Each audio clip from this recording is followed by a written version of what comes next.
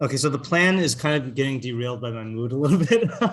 So the plan was to go and intensively work on this thing of like the figuring out the system of the av and the rav and like one takes priority to the other. I'm kind of like only partially in the mood for that. So let's read it. And then I'm just going to put in less effort. if we get in the mood because like we got an idea, then like we'll do it. But if not, I just want to move on. I'm just kind of like, moving on. Okay, so we're not even going to reread it. Let's just review it. Okay, so the general rule is that if there is a conflict between kavod harav and kavod ha'av, the rav comes first because your father brought you into this world, but your rav brings you into olam haba. Okay, and that. When you say rav, that means rav mavak, right? So he hasn't introduced that distinction here yet, but we did see that yesterday in what do you call it? In the laws of redeeming captives, and he will bring it up. Let's see. Hold on. Yeah, he's going to say that. No, it's fine. He doesn't qualify it until halacha tes. Okay, that's when he says that everything up until now is just with your rav mufak. Yeah. Never mind. This will wait till after. No, sure. Yeah, what was it? He backdates it. Like this was everything. Yes, everything before halacha tes is only about your rav mufak. I think. Okay, that's perfect. Yeah, I think so. That's flame shot. Yeah, what were you saying? Are you just going to wait until? Okay. Okay. So the general rule. Where are we now? Yeah. So general rule is your rav comes before your av, and that's for lost objects, for redemption, and for carrying a burden, for redeeming captives.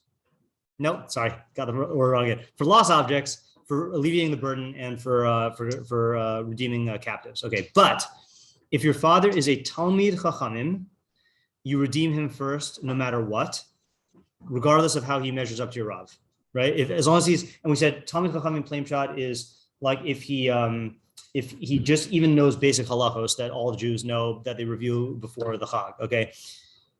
And if he is a chacham, then you return his lost object first, even though he's not equal to your rav. But then it seems like with the burden, you always alleviate your rav's burden first. Yeah.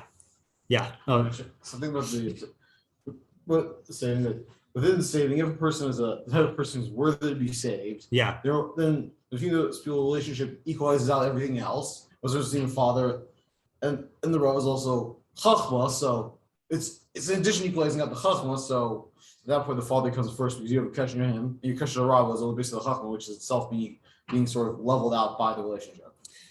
Let me think about that for 1 second. So you're saying, okay, so, actually, I forgot, there's one more fact we have to review. So let me review that, and then I'll try restating what you said. So we did, at the very end of Hilchos Matnos and Nim yesterday, that when you go through the whole order of when you have to redeem lots of captives or give tzedakah to lots of poor people, this is in 8:17.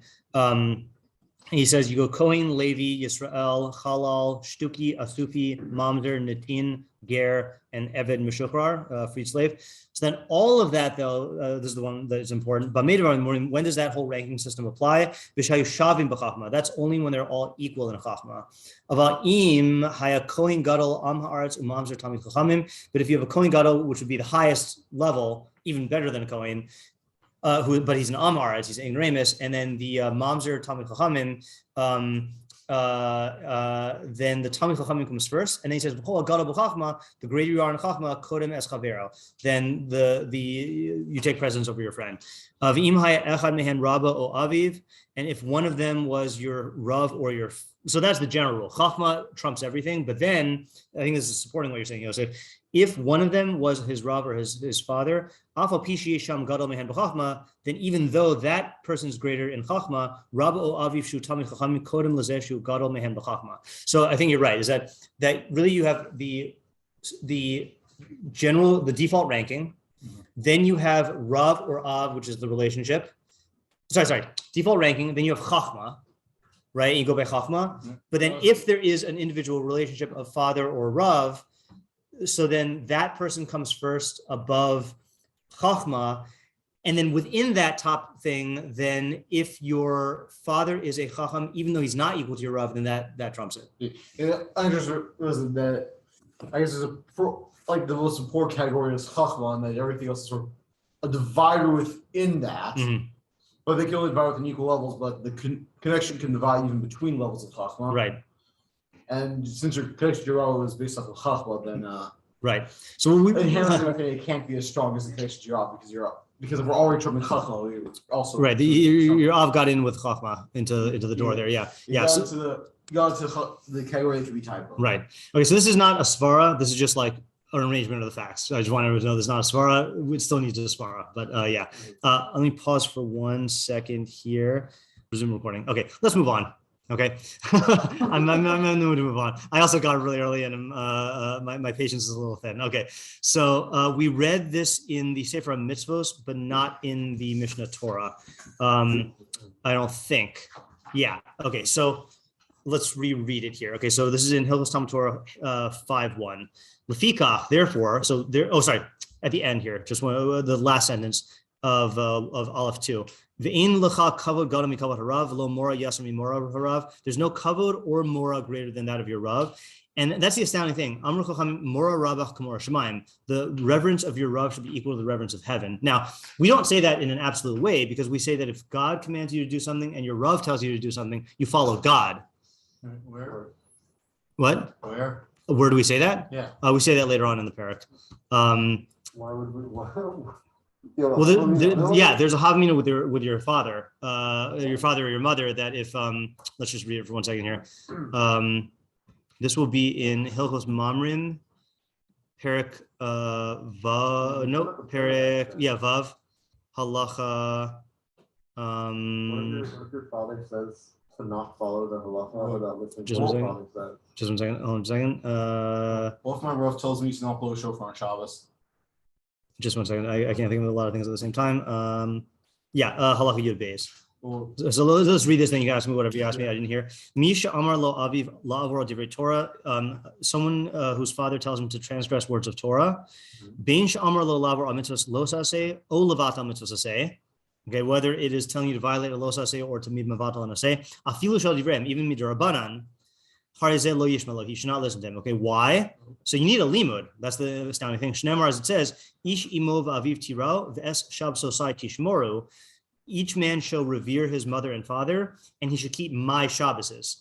Kulchem chayav bichvodi. All of you are obligated in my honor. Meaning that since if it weren't for the fact that your father and mother were obligated to honor God, then there would be an actual dilemma. But since all of you are obligated to honor God, then you don't listen to them. And the other place where this manifests itself, by the way, is with if your mother and father both ask you to do something, right? Yeah. Halakha yud daled. Amar lo aviv. If your father says to you, hashkini mayim, give me water to drink. But Amar lo imo, and your mother also says, presumably simultaneously, hashkini mayim, give me water to drink. Maniach kvod imo, so you set aside the covet of your mom. But osik b'kvod aviv tchila, and you take care of your father first. Mivnei shehu v'imo chayavim b'kvod aviv, because you and she are both obligated to honor him. So that's like the paradigm here is that whoever, if you and the other person are obligated in honoring someone, then that person comes first, or that being comes first. So it's weird that there's a havmina here that you would listen to your father and mother over God. I guess because God did command you to honor your father and mother. Kamash Malan, since your father and mother are obligated to honor God, then you don't violate Torah. Yeah. The effect of the burden and the shava. The shava is the thing you do once you're done with. Therefore, since Talmud, I didn't hear the word. The what? Hashavas aveda is the thing. Hashavas aveda. Yeah. Is the thing you do once you're done with, and therefore. Talmud have to respect each other, and you also have additional respect to your father. So therefore, you do the thing for your father first. But on the other hand, with the burden, that's a thing you keep on doing. So if you do it to your father, you'll never be able to do it to your rav, and your rav. Okay, so now I understand what you're talking about, which is something we've moved on from. So let me just. I assumed you were responding to this. So, okay, so hold on a second. Let me reorient my head. All right, say everything again now that I know you're talking about the previous halacha. Yeah, go ahead. Hashavas aveda. Hashavas aveda, yeah. This is a one-time thing, and Torah required to respect each other. So that's why you could go over your rav. And in addition to the Torah Chachamim aspect, you also have the Av aspect. So your father is higher, so you do your father first. If he is a Talmud Chachamim. If he's a Chacham. If he's a Chacham, yeah, Chacham, right, yeah, right, okay. But and for easing the burden, yeah, is the thing which if you're doing it for one, you can't do it for the other. So if you do it for your father, you'll never get to do it for your Rav, and you do in the end. They owe your Rav more cholek, so you should do it for your Rav. I don't understand what you mean when you say if you do it for your father, you'll never be able to do it for your Rav. It just means that you take care of him first, right? I assume there's only a certain amount of burden you can take. If they kill you, take or you have to. I think the case is like your father has got is struggling and saying help me, and your Rav is struggling and says help me. So you go, okay, wait just 1 second, and you take care of your Rav, and then you go to your father. I think that's the case. Yeah, I was thinking because he says v'achkach. Oh, okay. Yeah, right. Yeah. Never mind. Okay. All right. So back to the what we were just dealing with here. Oh yeah. So there's a havmina that you would listen to your parents over Hashem, but since both of them are obligated in honoring Hashem, then you listen to Hashem. Well, rabo, is there supposed for rabo? So this is for parents, and then I'm saying that with your Rav, then with your Rav, it's interesting that that's also true. Like you don't violate what Torah when your Rav tells you to violate Torah. Let's just read that. Yeah, I know we're going out of order. Where is it? So this is in, where is it? I think he has it explicitly.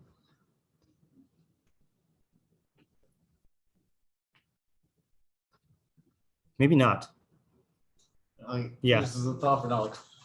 For example, that if your Rav tells you to violate the mitzvah to say to blow shofar on Shabbos, according to halacha, you're supposed to ignore the mitzvah to say to blow shofar on Shabbos and follow your Rav. That's not what the Rambam says.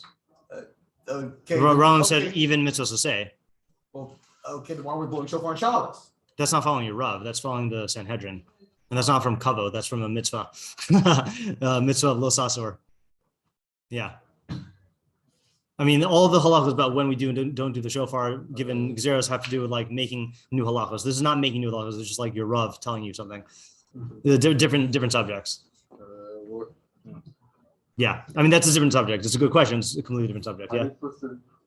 This is a practical question. How are you supposed to know what I'm supposed to do if my Rav says otherwise? If I get my knowledge from my Rav. Well, if your Rav is saying something to you as hora, as halakha construction, and he's wrong, and you're following him because you are just relying on your Rav, then that's not your fault at all, right? But if the case what I'm talking about is if you know that it's asur, How could he says eat pork. Pork is asur. Okay. Yeah, right. There's lots of cases like that. Yeah. Okay. So the only reason I brought all this in is because yes. Well, wasn't there different times where the rabbis told the people not to destroy idols because if they did, then the Romans would just kill them and force them to rebuild them? Maybe there's a case like that. So yeah, I don't know. I have to look at that case. I'm just looking at the basic halacha. I don't know if that's an agada. I don't know if that's I don't know what that is. Shechinah, we have to look at that case. Okay, so anyway, only reason I'm bringing this in is because it says mora rabach kamor shemayim, right? So I'm just saying that there is a limit to that, which is that when it says your reverence for your Rav is like your reverence for heaven, there is a limit, which is that if there's a conflict, then obviously your reverence for God comes first. But it's still astounding that we would equate anything with reverence of heaven, right? You think that that's just you think that would be even appropriate. It would even be inappropriate to say that you would equate anything with the reverence for God. I don't know what to make of that. But then he goes on, and this is I'm reading this to set up for what we're doing today now. Lefikach, therefore, because your reverence for your Rav is equals your reverence of heaven, Amru Chachamim, the Chachamim said, Kol cholek al rabo cholek al Shechinah. Anyone who splits from his Rav, it's as if he splits from the Shechinah. Shneimar, as it says, b'hatzosam al Hashem, in your fighting against Hashem.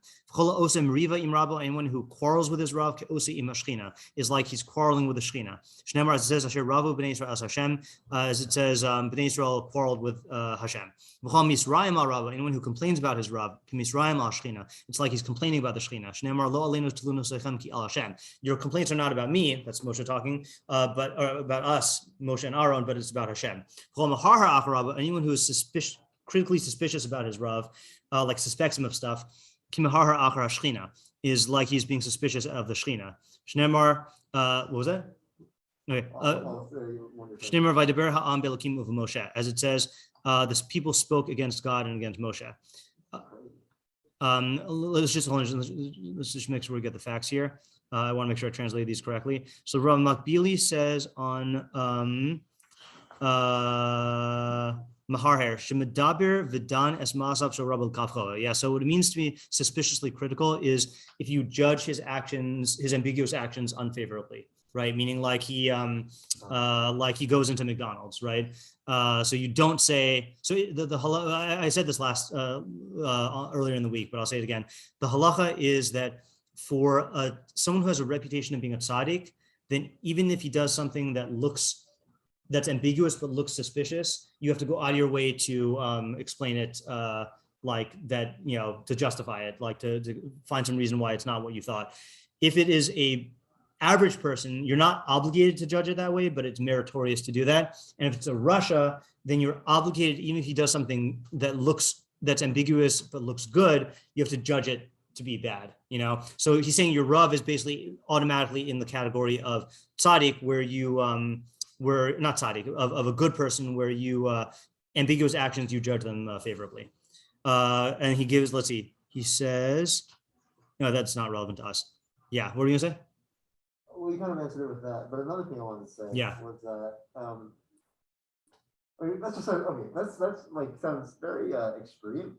Also, there's all sorts of cases where Chazal say, like, to their students that if you disagree with me or if you find fault in something that I'm saying, then like cholek, like please correct me. Yeah. And if I'm gone, if I'm dead, or if I'm not around, then correct that for your students. Right. So none of these things that he listed are in contradiction to that, except possibly the first one, which we're going to have to define in a second. But but this definitely does not contradict the thing about being suspiciously critical. Because that has to do with it. Yeah. But with regards to splitting from your own. Yeah. Oh, so that we have to read the definition. Okay. Yeah, Mati? I mean, it could be talking about like arguing throughout outside the context of learning, like personal issues or something. So that I think is the quarreling. Yeah, right. Yeah. So that you're right, is that you wouldn't be allowed to do that. Let's just read the definitions of these things here in the book. Yeah. Are you allowed to do that with the null person? Like, you're not supposed to argue with anyone. But it's not usher. Okay. Like being argumentative is a bad midah, but it's not usher. Yeah. So let's read what the definitions of each of these. He doesn't define all of them, but let's read the ones he does define. Ezehu cholek al rabo. What is considered someone who splits off from his rav? And I'm using the word splitting off because we didn't find a good phrase for it last time. Zeh shekovelo midrash. This is a person establishes for himself. I think he means like a base midrash here. I don't think he means like writes his own midrash. He establishes a learning place. Okay. V'yoshev, and he sits.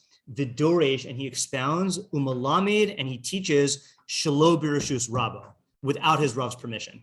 Okay, the rabo kayam, and his rav is still alive. The alpha pi rabo b'medina acheres, even if your rav is in a different city or different location. The asr la'adam lahoros bifnei rabo la'olam. It's always asr for a person to paskin in front of his rav, in the presence of his rav. Mora halacha bifnei rabo chayav misa. Anyone who paskins in front of his rav is chayav misa. Now that does not mean that we actually put him to death. It means like what do you call I don't know if he even means misa b'dei shemayim, but I mean we don't execute him. So what it means here is so two things again. One is setting up your own yeshiva without your rav's permission, or paskining in front of your rav. Okay, in the presence of your rav. Yeah, what were you gonna say? Nothing. Oh, you're just stretching? Okay, yeah. So this is, so in other words, so just to go back to the question that you asked, so in shiur, if your rav says something and it doesn't make sense, you're 100% allowed to argue with him. Right. And that's not considered cholek al rabo. Right. Yeah, were you gonna ask something else? Well, one, why does he say chayav mita if he doesn't mean chayav mita? So I think, so either it mean, let's just see if there's a makbili on it. Nope, there's not. So this is a thing where where they use the phrase chayav misa to underscore the severity of it. That's one possibility. There's also another thing where they say chayav misa because you're liable for death at the hands of heaven. And all right, we have to check the list. Okay, there's a list of things that you're liable for at the death at the hands of heaven. And if this is on it, then that's why he says it. Okay. And if not, then it's just like a rhetorical thing. So this is going to be in Sanhedrin. This is a handy thing to look at, by the way. In Sanhedrin, Perek. Hold on a second. Kol hachayav.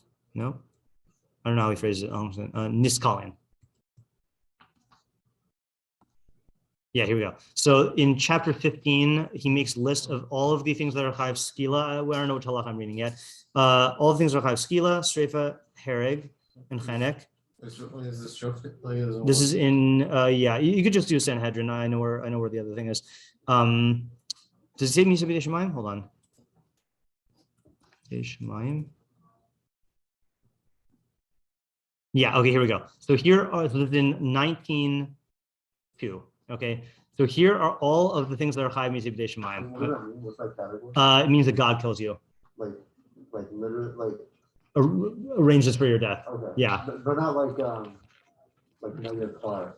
Oh no, it means like actual death. Yeah. Shehin belosa say v'yesh behen ma'aseh. So these are only the cases where there is so it's not even all the cases. So this is not going to be on the list. Interesting. It's cases where you're chayav misa b'dei shemayim through a losase that has an action. So this is not going to be on the list then, because this is not a losase, it's an aseh of honoring your Rav, and also it's not an action because speech is not an action in halacha. Okay. Yeah, so this is not going to be here. So does he? Do we still count it then or no? No, let's not count it. But what I do want to look at though is I want to look at just the Mefarshim on the Rambam, just to see if they say what he means, because I'm not sure. Misa b'dei shemayim.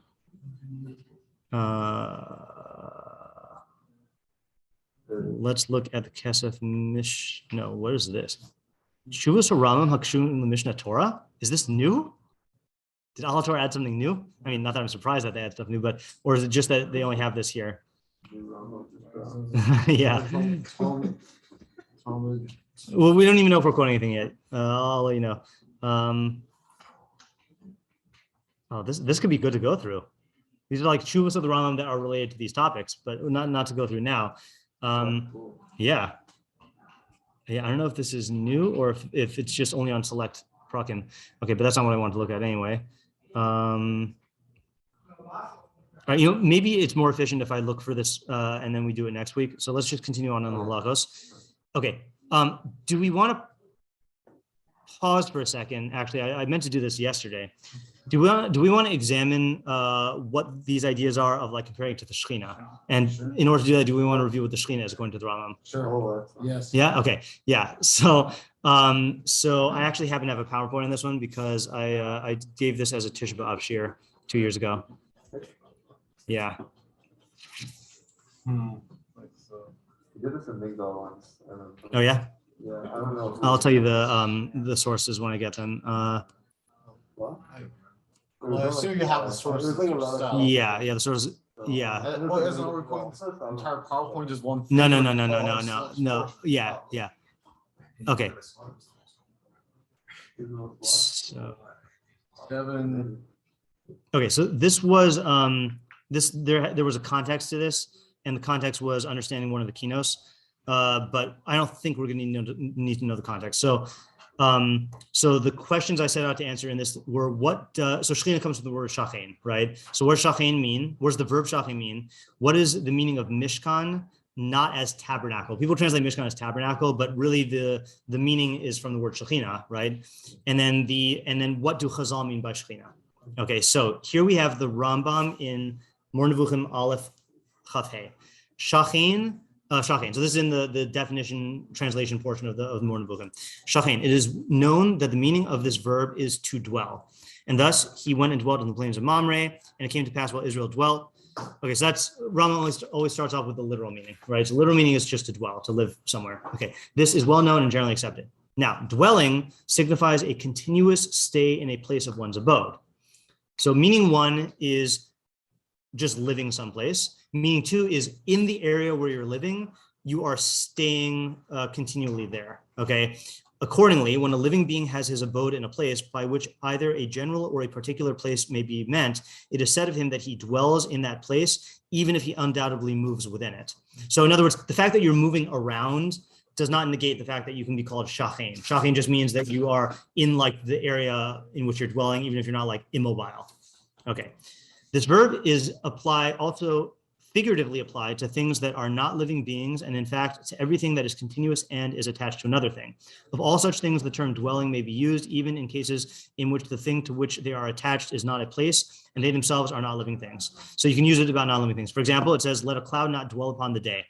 For there's no doubt that a cloud is not a living being, nor a day in any way a body, being a portion of time, right? So clouds can't dwell on days, okay? It's not a physical thing.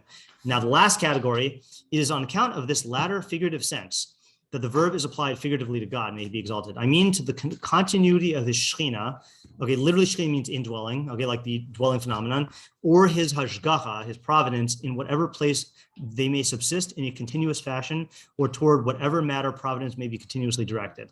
Okay, so it's a little confusing because he says Shechinah means two things. Either it means, Shachin means two things. Either it means God's Shechinah or it means God's providence. So you would think that that means that God's Shechinah is not the same thing as his providence. What's providence mean? In English? No. Oh, right now. So that is kind of what we're doing on Thursday nights. For lack of a better term, just for a working definition here, it means God's system of intervention for individuals to bring them to closer perfection. There's basically let me back it up. There's two types of hashgacha. There's hashgacha klalis and hashgacha pratis. Hashgacha klalis is the systems of lawfulness by which God maintains the existence of the universe, the physical universe. So that's the laws of nature. And then there's hashgacha pratis, which is the systems of lawfulness by which he brings people closer to him, which means like perfecting themselves. Yeah. Can you do me a favor and just close that door? Thanks. I don't want them to know about hashgacha. No, just kidding. No, it's a little distracting.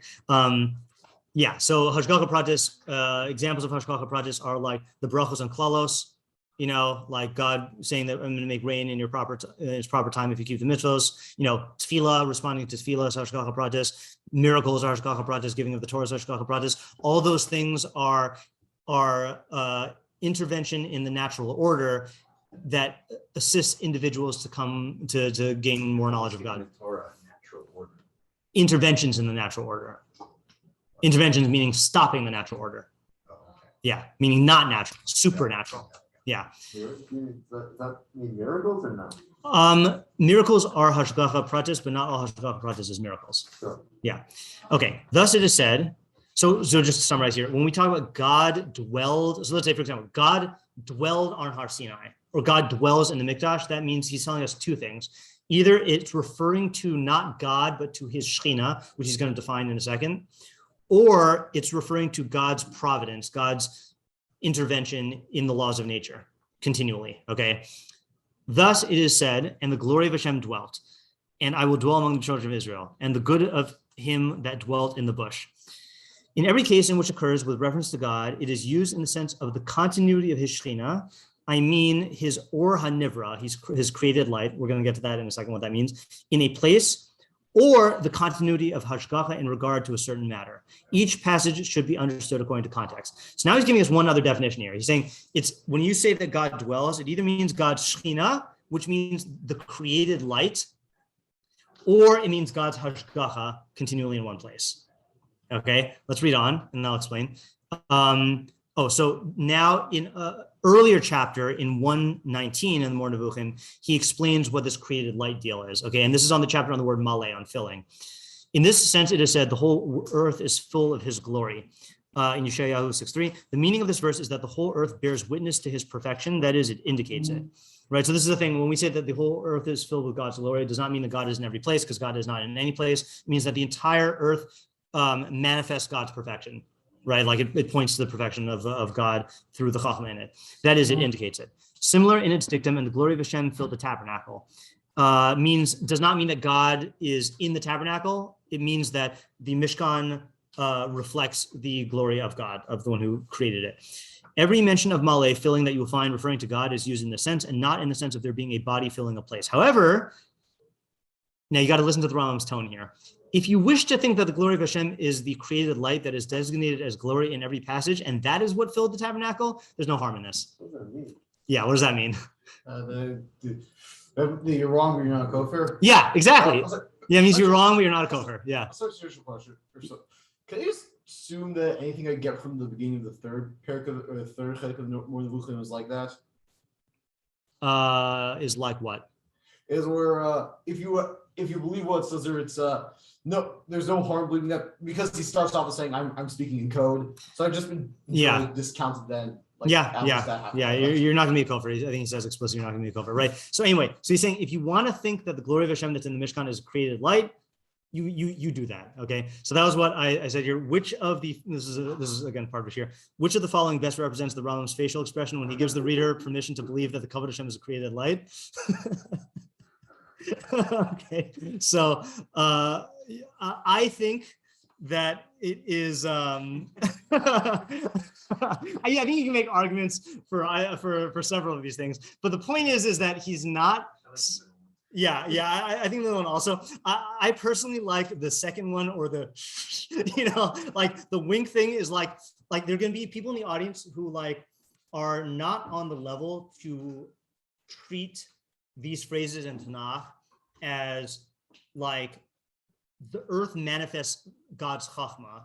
So for them, if they pictured God in the Mishkan, that's kfira. Like that's thinking that God is in place. But Rambam is basically saying, if you want to say that God created a miraculous light, that's just like the question is like, what do you see when you pull open the curtain of the Kodesh HaKodashim, right? So if a person wants to think that there is this created light that is not God, but that he created there as a miraculous phenomenon, and that's called the Shechinah, go ahead and think that. But the Rambam, I don't think thinks that. So what makes the Kodesh HaKodashim super coded? What makes it Kodesh is the ideas associated with it and the avoda associated with it. And that's connected to the avodas Yom Kippurim and the Aron HaKodesh and the Kruvim, a lot of ideas there, but it's the ideas, not the, to give this, I gave this mashal, what do you call, was it Monday night? I think in my Monday night Mishlei here. So there's this book by Menachem Kellner called Maimonides' Confrontation with Mysticism. Excellent book, which is about basically how so the Zohar was published in 1290-ish, I think, and that was after the Rambam. Well, it was according everyone agrees when it was published, right? No one ever saw the Zohar beforehand, right? Where the Zohar comes from is the question. But the point is that the Zohar was not, there was no book Zohar that like was circulating before it was published, okay? So Menachem Kellner's thesis basically is that there were what he called proto-Kabbalistic elements within Judaism, meaning like ways of thinking or ways of learning or groups of people who like were like the forerunners of the Zohar, and that the Rambam was basically like having like silently like engaging in polemic against them, silently or openly, like engaging in arguments against them. So this book is about basically the differences between like those two ways of thinking. So the Kellner says there's the Rambam on one side, and then there's the Ramban and the Kuzari, the Rabbi Yehuda Halevi on the other side. And one of the things he talks about is like what makes holy things holy. And so Kellner gives this excellent analogy. You know what a Geiger counter is? Yeah. Like to detect radiation, it clicks, So he says the two different views of Kedusha are that according to the Ramban and the Kuzari, Kedusha is a property that is inherent in people, places, and things and times. And according to the Rambam, Kedusha is created by how we treat the thing. So the analogy he gives is, he says, according to the Ramban, if you had a Geiger counter and you started walking towards Yerushalayim, it would start clicking. And then if you got closer to the Har HaBayit, it would start clicking faster. And then went to the Kodesh HaKodashim, it would start clicking faster. And if you held it right over the Aron HaKodesh, it would be like, Whereas according to the Rambam, and that what he means by that analogy is that there is something in the actual objects that is called Kedusha that has its own spiritual properties and such. According to the Rambam, what makes it Kadosh is how we relate to it. So the answer he gives this other analogy. This is the thing I read on Monday night. Is he says, Avraham discovered, so to speak, God, right, on his own in Ur Kasdim, okay, and as a result of that, God made a covenant with Avraham and blessed him and said, "I'm going to make a nation of your people." But Kellner says, if the guy who had discovered God had been a Navajo in North America, okay, then God would have made his descendants into a holy people, and the Navajo language would have been like the holy language, and he would have set up a capital and a mikdash in someplace in America. In other words, according to the Rambam, there's no intrinsic holiness in Yerushalayim or in the Mikdash. It's the halacha and the purposes of the halacha endow the place with kedusha. The way we treat it through the halachic system and through the ideas we associate to it makes it kadosh. So that's like a long-winded explanation for like what's special about the Kodesh HaKodashim is according to the Rambam, which is this is Rambam Bekius, it's how we relate to it and what the ideas are associated to it and the halachos around it. According to the Ramban, there is actually something special about that spot. Yeah. So then, could you say the kotel will replace the Kodesh HaKodashim? Because people. No, because the kotel is not something that has any significance in the halachic system. No. I know exactly what you're saying. The halachic systems. Oh, so the significance itself comes from how people relate to it. No, it's not just subjectively how people relate to it. It's how we are mandated to relate to it. Meaning, if people take a statue of Baal and they relate to it as holy, it doesn't become holy. If God commands you to treat something as holy and you relate to it in a certain way, then it's holy. It's not just how people relate to it. It's how the system prompts us to engage in it. Yeah. That's like the iyun thing from Plato. Oh yeah. Holy because God right. it, or Right. Yeah, it's exactly. Right, exactly. It's the same halachos. I never put those two together like that. Yeah. Okay. So just a little bit more about the Shechinah according to the Rambam here. Oh, sorry. Oh yeah. So that was the answer I gave, right? Is that it's any of these four, right? It's not him saying, "Hey guys, guess what the Shechinah is? It's a created light." Yeah. But what exactly is it then? Not that. But so what is the Shechinah then? It's the other explanation he gave, which it's hashgacha. Okay, it's the continuity of hashgacha in a certain place. So reflected glory in the world.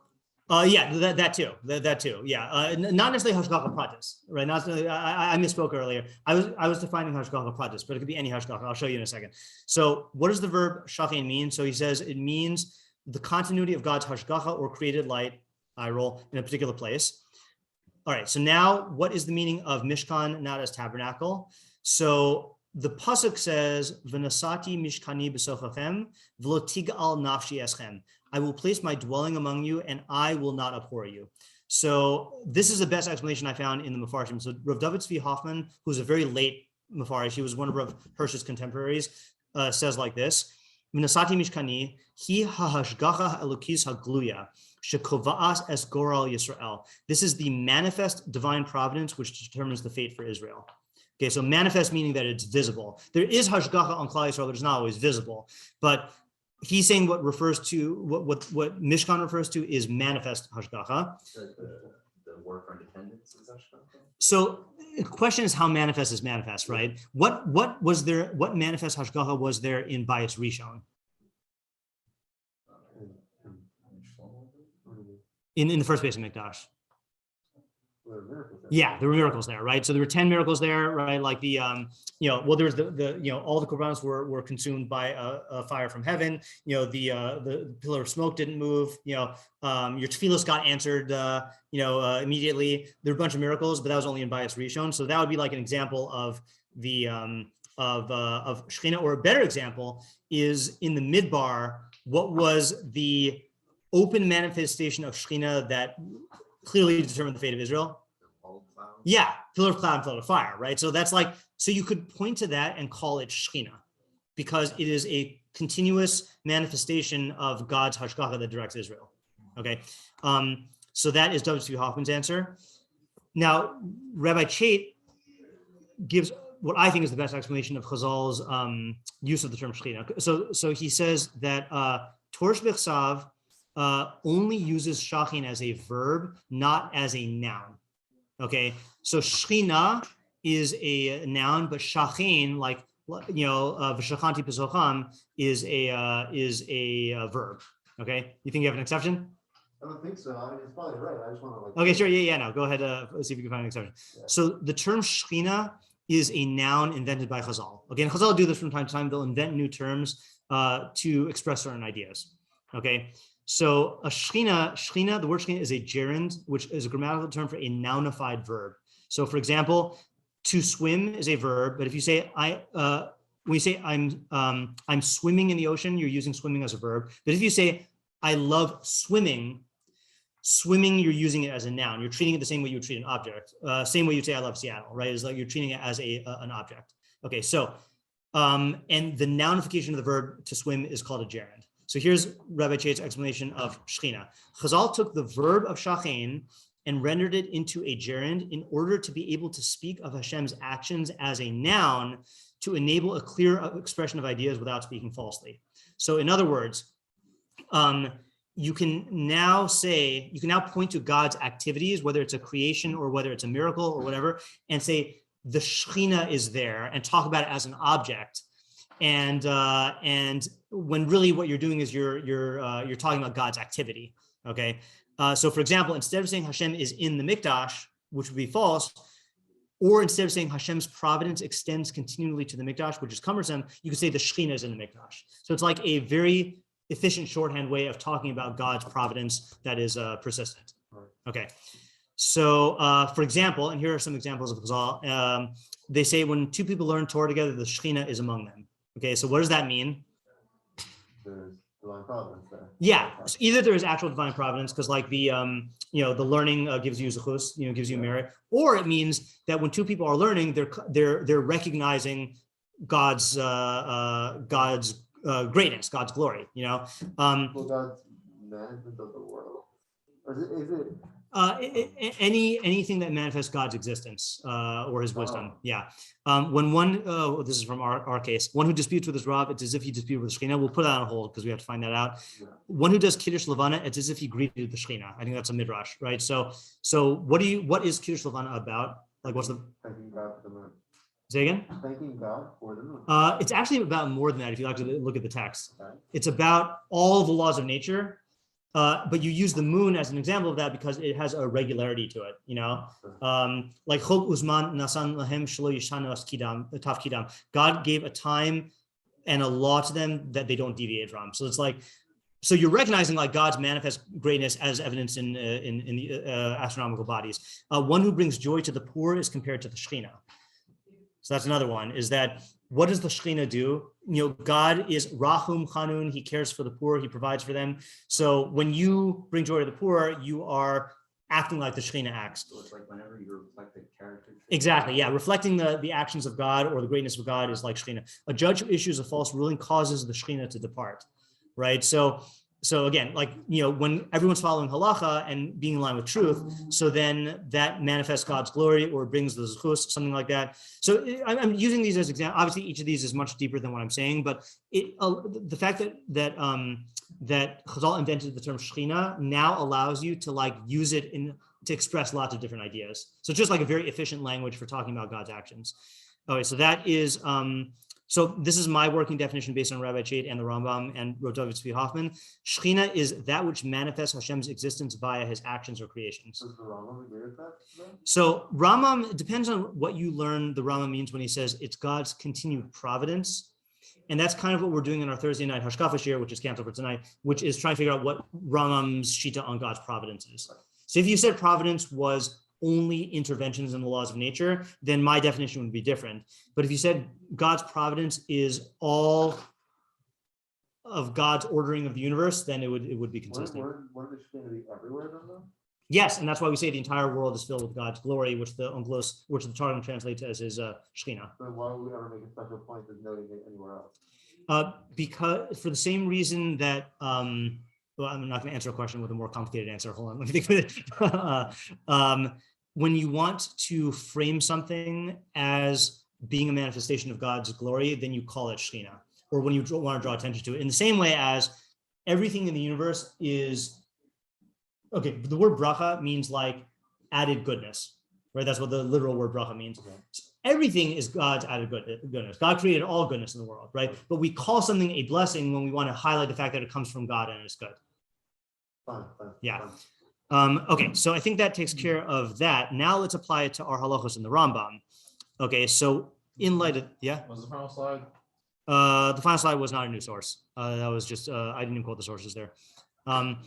Okay, so can we now explain, not in particular, but in what sense is splitting with your Rav, arguing with your Rav, complaining about your Rav, and being suspicious of your Rav, in what sense is that doing these things to the Shechinah? Well, if you look at your Rav for like guidance to like you recognize him as like the source of Torah, Yeah, which is like the character traits of God. If you argue with that individual, then it's like you're arguing with exactly right. I think that's the basic idea here, which is that your Rav is your gateway to like having a relationship with the Shechinah, right? Like being able to see God's glory in the world, whether through the universe or through Torah, So the way that you relate to him will affect the way that you relate to God's greatness. Yeah. I think that's, and then there's probably more specific ideas here also. Like if you look at each of these psukim, not only will it change the way you relate to God's greatness, but also it might literally make it so that the level of hashkafa that you get. That's also true. Yeah. Right, exactly. Yeah, that is definitely true. The reason why I expressed it this way is because he's really talking about like a unilateral thing about how you relate to the Shechinah, not how the Shechinah relates to you. Okay. Whereas like there are things like you're saying where if you do X, Y, Z, the Shechinah departs from Israel, or you're tripping the Shechinah, or you are like, things like that. And that those are expressing like what you're saying. Okay. So now let's just say here, this is probably obvious, but like what are these two categories here about cholek al rabo? So sitting and teaching and sitting and teaching and expounding without your Rav's permission, or poskening in front of your Rav. What's bad about that? And then why is it poskening in front of your Rav? Why should you be chayav misa? Which, by the way, which famous people, according to the Midrash, died for this reason, for poskening in front of their Rav? Korach. So Korach is actually a more fundamental category. Korach is for I think this. Wait, which one's Korach of the ones that he quoted here?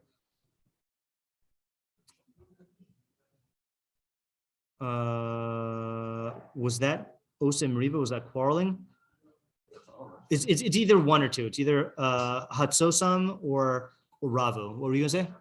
Nadav and Avihu, right? So Nadav and Avihu, Aaron's sons. There's different explanations for why they died, but one of them is that they made a halachic decision about the bringing of the Ketores without consulting Moshe Rabbeinu. So that's the example that they give there. So yeah. Are you I was just going to ask why is it chayav misa? Oh, okay. Well, before that. Yeah. When he says posting, does he mean for other people, or does that even include posting? It's a good question, right? Because he says lahoros. I don't know. Well, okay. I know one place to look. Don't write this down yet because I don't know if it's going to say.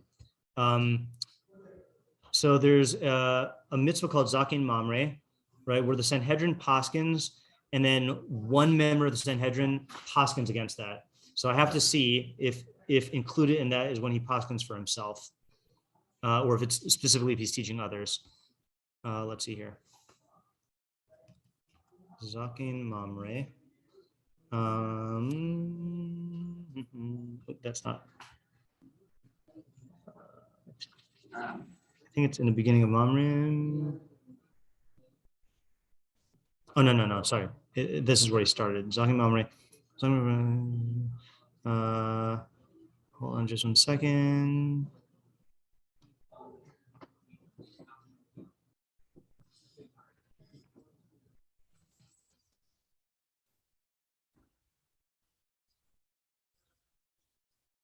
Yeah, here we go. Okay, so this is in Hilchos Mamrim Gimel He. He says in both. Look, he says yeah. Oh yeah, but this is I think actual misa. Oh. Yeah. Okay, so Ein Zakin Mamre Chayav Misa Ad Yihye Chacham Sheyigia Lahora. So you can only be this rebellious elder. A rebellious elder can only be Chayav Misa if he is a Chacham who has reached the level where he's capable of psak. Samuch b'Sanhedrin, and he has real smicha, right? The kind going all the way back to Moshe Rabbeinu, which we don't have anymore. V'yachaluk al beistin b'davar shachayavin al zdono karis v'al shigagas al chatas, and he differs with beistin on something where which is chayav kares for violating bezadan, or chayav chatas for violating b'shogeg, o b'tefillin, or psak and tefillin. I don't know why tefillin is different. Rabbi Che gave a shavur here on this, and I don't remember because it was so long ago. V'yore lasos kol raso, and he paskins that you should act according to his psak. O yasehu al pi horasa, or he acts according to his own psak. That's still a problem. For Zakin Mamri, I don't know yet if this carries over. V'yachalok aleim, and he is cholek with them. V'him yoshim b'lishkas hagazis, and they are sitting in the chamber of a hewn stone. Okay, hold on just 1 second. And by the way, just as a second thing is, if he teaches his opinion but doesn't say that you should act according to it, then that's not in this category. So the question is, in our case,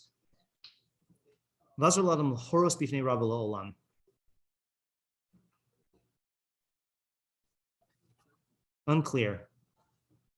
And you can paskin if your rabbi's in another city, right?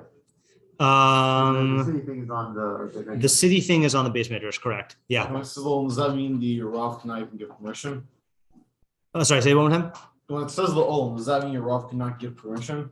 The Olam, is that in the Mamrim, or is that? Is that here? Oh, here. Where's it say the Olam? The Olam, yeah. So a Rav, so it's funny. What it means is that, I don't know why it has to say Olam, because your Rav can give you permission. Rav can be milchel any of these things. So I don't know why he has to say Olam. Oh, I know why. Oh, that's interesting. You know why? Well, yeah, why does he have to say Olam? Maybe you think that if your Rav is gone old and weak with age? Worse. Dead. Right?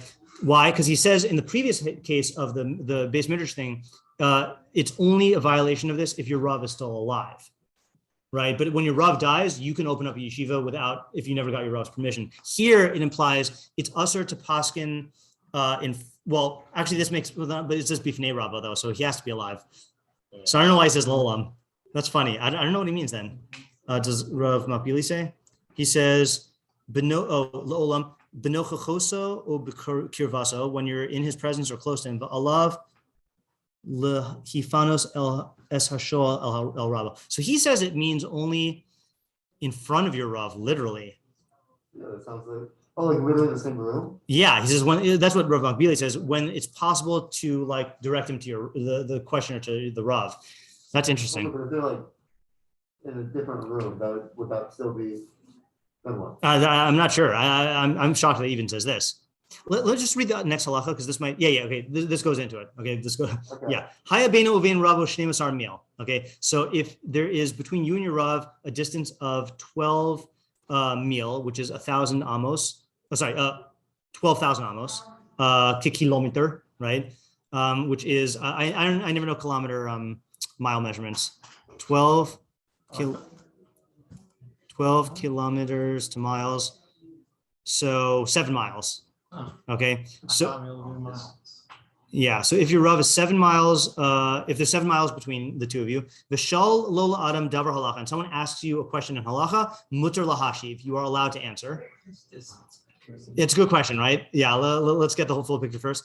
Ulahafrish min iser, and in order to separate someone from iser, afilu bifnei rabo, even in front of your Rav, mutar lahoros, then you could give hora, right? So a guy is about to like eat something that you know that you would pass in his treif, and your Rav standing right there, you could say, hey guy, don't eat that, right? And that's fine. Okay, ketzad. Oh, that's example. Kagon shara adam osa davar asur. You see a guy doing something that's asur, mipnei shelo yadav isuro, because he doesn't know it's asur. O mipnei risho, because he's evil. Yesh lo lafrisho. You can separate him from it. V'lomar lo davar ze asur. You can say this thing's asur. Vafilu bifnei Rav, even in front of your Rav. The alpha pishlo nasan la Rav rishus. Even though your Rav didn't give you permission. Shekol makom sheish chilo hashem ein cholkin kavod Rav. This is an important principle also, right? Any place where there is a chilo hashem, we don't give kavod to the Rav. And I think they quote this by Pinchas, where Pinchas didn't ask Moshe Rabbeinu for psak before he went and speared Zimri and Cosby. Okay, Bameidavar Memorim, when does this apply to? Bidavar shenikro nikra. That is if it happens like by happenstance. Aval likboa atzmo lahora'ah, but to establish yourself for psak, v'leishiv l'horos l'chol shoel, and to like sit there and answer questions for everyone who asks. Afilu besofa olam v'rabo besofa olam. Even if you're at the other end of the world from the Rav, asur lo l'horos ad shiyamus rabo. It's asur for you to paskin until your Rav dies. Ella imkein nato reshus mi rabo, unless you get his permission. Yeah. Were you on the panel for the in-showers? Yes. So was Pesach. Yes. So how does that work? I died. No.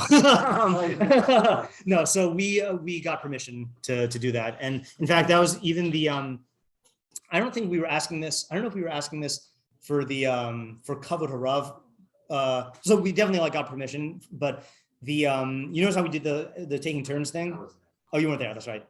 Yeah. So what we did basically was Rabbi Zimmer was the moderator, so he said, like, should we just like let anyone who wants to answer the questions answer? So Rabbi Fader and I both said, like, we would not feel comfortable like and like stepping in to answer before Rav Pesach answers, so we did the system where each question that was asked, we did a rotation of who answers, and then after that person answers, anyone else can answer. And Rav Pesach like approved of that system, so we definitely know he was okay with it. So you guys, so beforehand, you guys asked for Pesach, or you asked for State, or both?